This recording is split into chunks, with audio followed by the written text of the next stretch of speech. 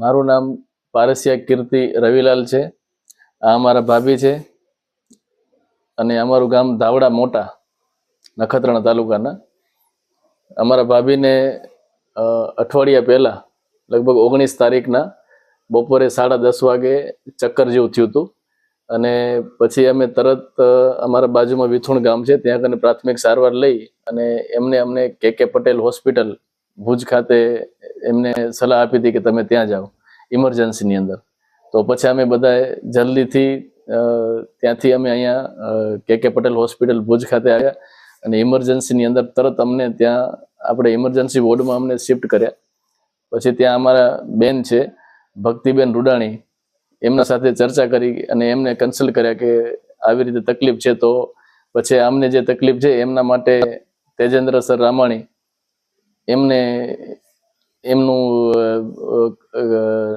Suggest કર્યું નામ. અને પછી ત્યારબાદ તેજેન્દ્ર સર અમને બધું બેસાડી નિરાંતે સમજાયું કે શું તકલીફ છે અને કઈ રીતે આની ટ્રીટમેન્ટ થશે. તો એ બધું કર્યા પછી અમને 10 મિનિટનો સમય આપ્યો વિચારવાનો અને પછી અમે બધા નક્કી કર્યું કે અત્યારે જે સરે અમને સમજાયું કે નવી ટેકનોલોજી આપણી પાસે આવી છે કે જે આપણે ઓપરેશન કર્યા વગર નસની અંદરથી આપણે જે ડોટ જે જામી ગયા હોય અંદર નસની અંદર, તો એને આપણે સરળતાથી કાઢી શકીએ.